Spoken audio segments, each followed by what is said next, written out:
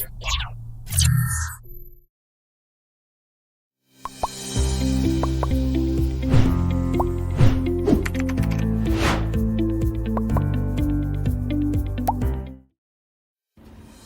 Sobat Data, kembali lagi di video grafis pojok statistik Universitas Islam Bandung. Hari ini kita akan membahas sesuatu yang dekat dengan kehidupan sehari-hari, yaitu kondisi pemukiman dan perumahan masyarakat di Indonesia. Rumah itu bukan cuma tempat tidur dan makan loh.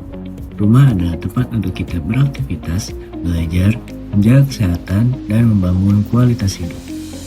Kualitas pemukiman bukan soal cat rumah atau ukuran kamar saja, tapi dipengaruhi oleh banyak hal, mulai dari akses listrik, kondisi bangunan, kepemilikan rumah, kepastian hukum atas tanah, hingga fasilitas kesehatan dan kebersihan.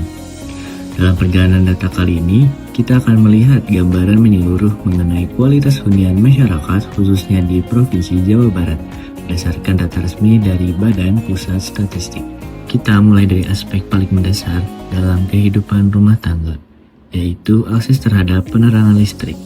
Data menunjukkan bahwa pada tahun 2022, infrastruktur penerangan di Jawa Barat telah mencapai tingkat yang sangat baik. Sebanyak 99,77% rumah tangga telah menggunakan listrik dari PLN sebagai sumber penerangan utama. Meski demikian, terdapat sebagian kecil rumah tangga yang belum menggunakan listrik PLN. Sekitar 0,21% rumah tangga menggunakan listrik non-PLN, seperti genset atau panel surya. Dan 0,02% masih menggunakan penerangan bukan listrik, seperti lampu minyak, petromak, obor, atau pelita. Kabupaten atau kota seperti Sukabumi, Cianjur, dan Bogor menjadi wilayah yang persentasenya relatif lebih tinggi dibandingkan daerah lain. Kondisi ini menunjukkan bahwa meskipun elektrifikasi hampir merata, pemerataan akses energi masih menjadi tantangan, terutama di wilayah dengan kondisi geografis yang sulit dijangkau. Akses listrik yang memadai menjadi fondasi penting untuk meningkatkan kualitas hunian dan mendukung aktivitas sehari-hari. Dari listrik, kita melangkah ke ketahanan bangunan rumah. Ketahanan bangunan mencerminkan seberapa kuat dan layak sebuah rumah untuk dihuni, terutama dari sisi struktur utama bangunan.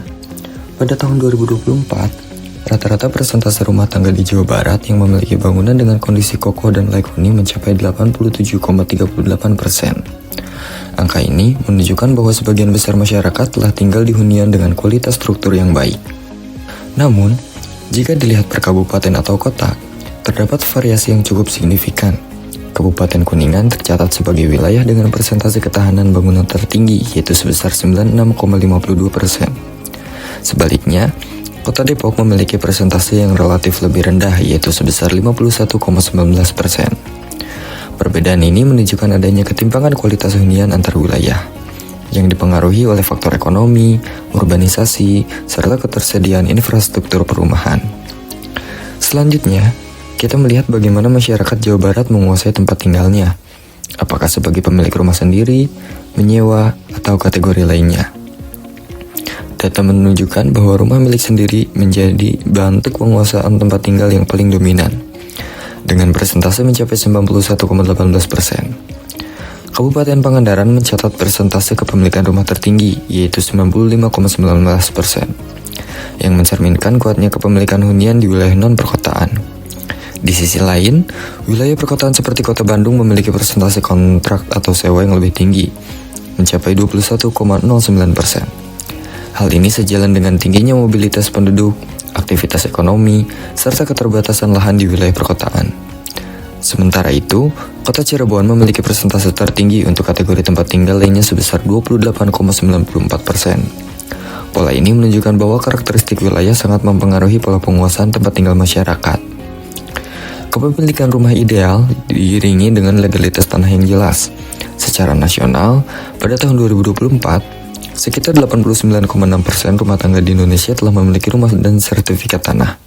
Provinsi Jawa Tengah mencatat persentase tertinggi, yaitu 97,27%, yang menandakan sistem administrasi pertahanan yang relatif baik. Sebaliknya, Papua Pegunungan memiliki persentase terendah, hanya 3,72%, menunjukkan tantangan besar dalam akses legalitas tanah akibat kondisi geografis dan keterbatasan lainnya.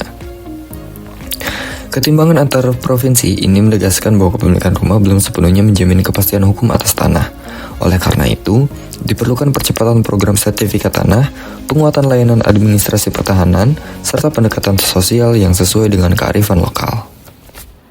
Rumah yang baik bukan hanya dimiliki, tetapi juga layak untuk dihuni. Rumah layak huni ditandai dengan bangunan yang aman, akses air bersih, sanitasi yang memadai, serta lingkungan yang sehat.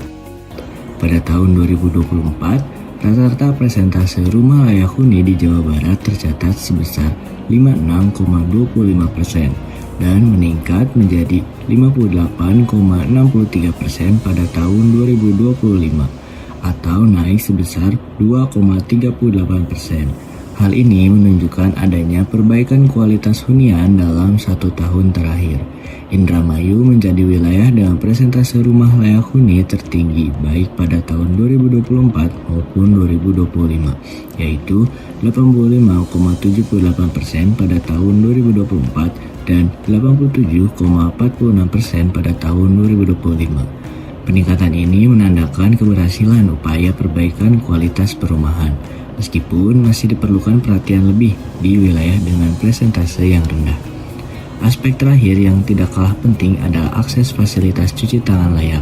Sebagai indikator kesehatan lingkungan rumah tangga, pada tahun 2023 secara nasional, 80,15% rumah tangga di Indonesia telah memiliki fasilitas cuci tangan dengan air dan sabun. Provinsi Bali mencatat persentase tertinggi, yaitu 90,54%.